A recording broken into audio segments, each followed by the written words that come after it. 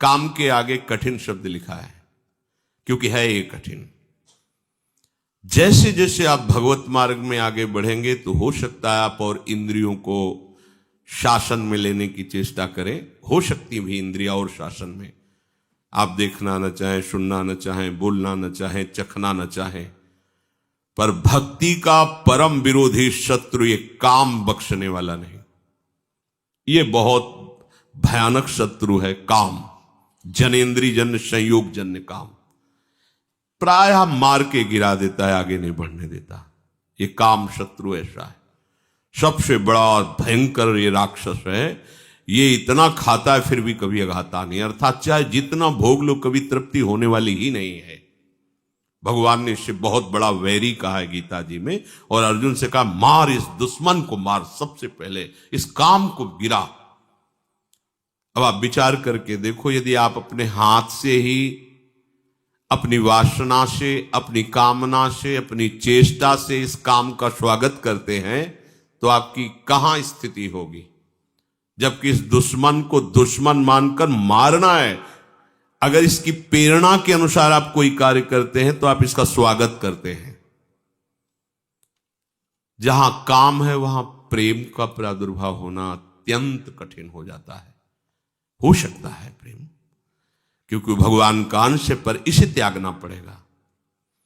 और बहुत सुंदर काम के नाश का उपाय श्री चतुरासी जी की फल स्तुति में वर्णन करते, भाव जल निधि को नाव, काम पावक को पानी। और श्रीमद् भागवत में शुकाचार्य रास पंचाध्याय का फल स्तुति में वर्णन करते हैं कि ये जो ब्रजबधू की रास क्रीड़ा श्री कृष्ण के साथ है, इसका जो गायन करेगा उसका हृदय रोग नष्ट हो जाए। विक्रीडितम ब्रजबधू भिरदम च विष्णु, इस श्लोक में वर्णन किया है। यदि हम प्रभु का स्मरण, प्रभु की लीलाओं का गायन करें तो बहुत जल्दी इस हम काम रोग से बच सकते हैं। इसकी बचने की एक वृत्ति है, युक्ति है। अगर वो आप पास रख लें तो आप बच जाएंगे। वो युक्ति नहीं है तो फिर आपको घसीट ले जाएगा। ये अनुभव की बात कह रहे हैं। कुछ बात होती है जो शास्त्रीय, और उसी का जब अनुभव किया जाता है प्रैक्टिकल उसका, तब वो बात ज्यादा समझ में आती है। इस काम को ये देखा है कि उसका कोई भी आश्रय नहीं होना चाहिए, सहारा नहीं उसको होना चाहिए। अगर आपको लग रहा है कि 1 किलोमीटर जाने के बाद हमारे काम की पूर्ति हो सकती है तो मर गए आप, मारे जाओगे, मारे जाओगे।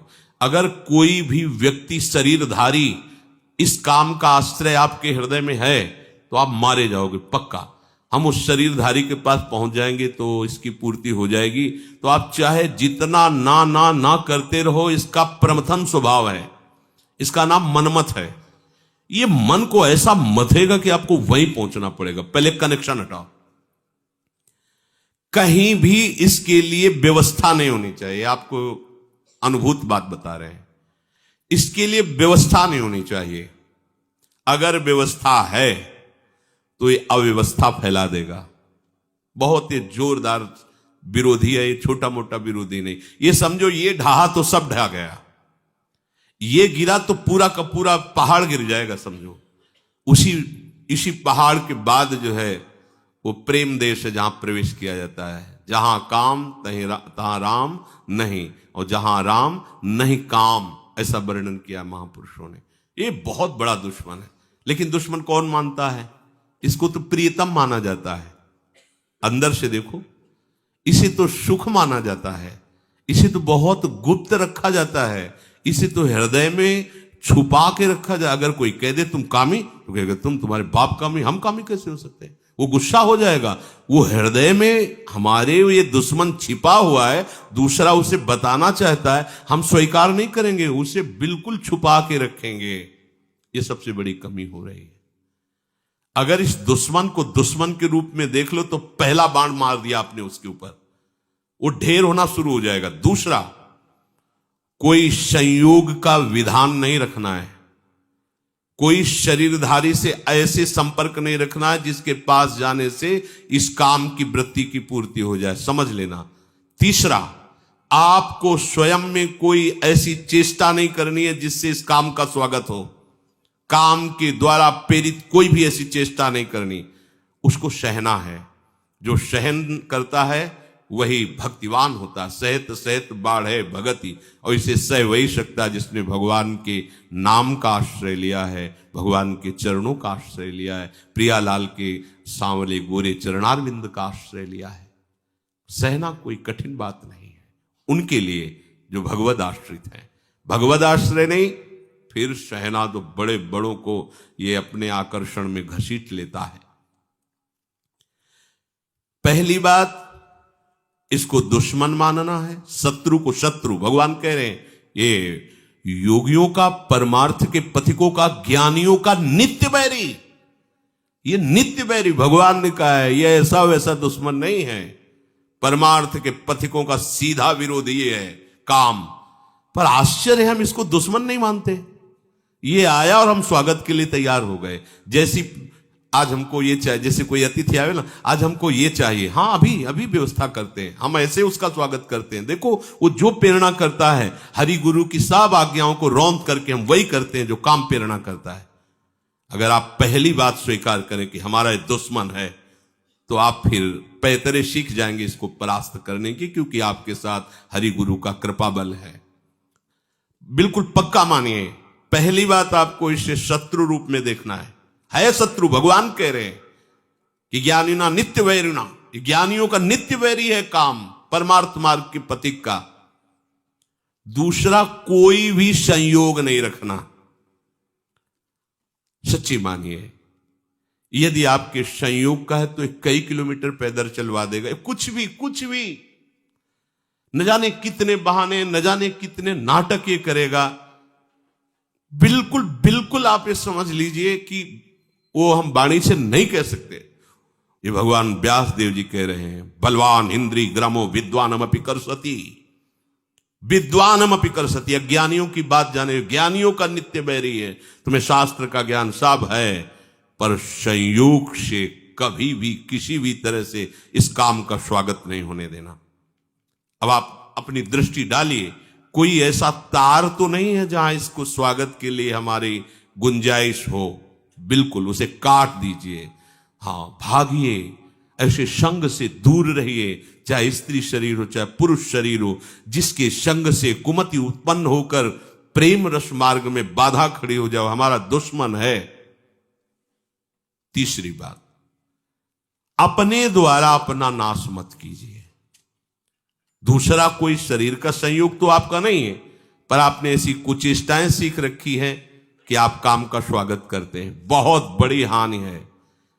स्वप्न में भी तुम्हें परमानंद का अनुभव कैसे हो सकता है जब तुम ऐसे गंदे काम करते हो।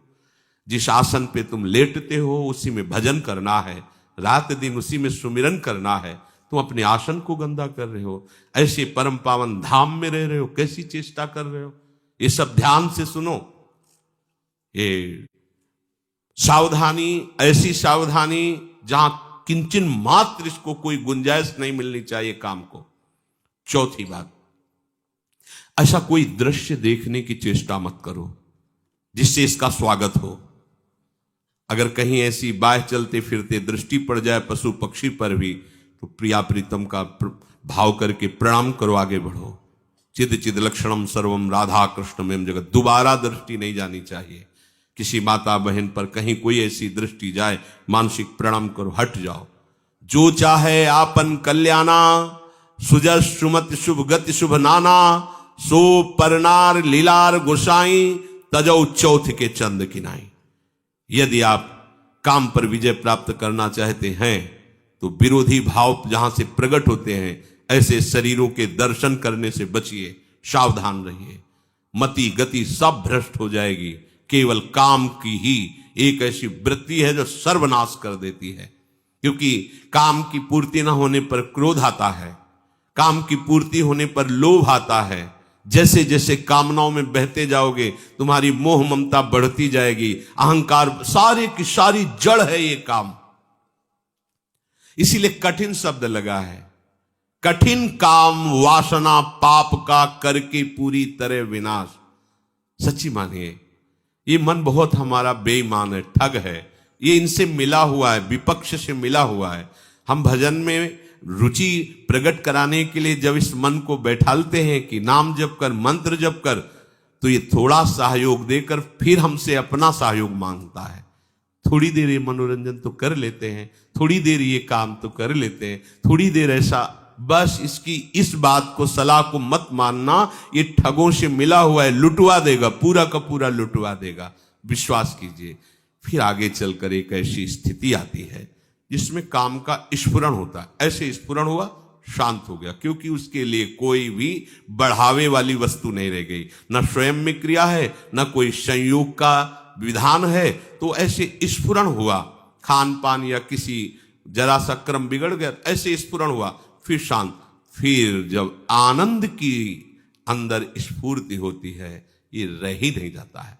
फिर जब भाव प्रकट होता है तो आसपास विषय बिछा हुआ हो तो भी जैसे भुने हुए चने में कहीं अंकुरण नहीं हो सकता, दिखाई चना वैसा ही देगा आपको, वैसी आकृति वैसा, पर उसे कितना भी खाद पानी लगा दो नहीं, ऐसे ही नहीं। स्वात्मारामम विषय मृग तृष्णाम भ्रमयति, जो आत्मस्वरूप प्रभु का साक्षात्कार किए हुए उसमें काम वासना का उदय ही नहीं होता है। ऊसर बरसई तृण नहीं जामा, संत हृदय जिमि उपज न कामा। जैसे ऊसर भूमि में कितनी भी जल खाद लगा दो अंकुरण नहीं हो सकता, ऐसे ही संत हृदय में कभी काम का प्रवेश नहीं हो सकता। पर पहले था, फिर भगवत आश्रय से, भगवत चिंतन से, भगवत कृपा बल से नहीं। ऐसा नहीं कि कोई गर्भ से पैदा होते ही निष्काम, या तो भगवान है या तो भगवत प्राप्त महापुरुष जगत कल्याण के लिए जो आते हैं वो होते हैं। तो अपने को हारना नहीं, क्योंकि अपने पास प्रभु हैं, प्रभु का बल है।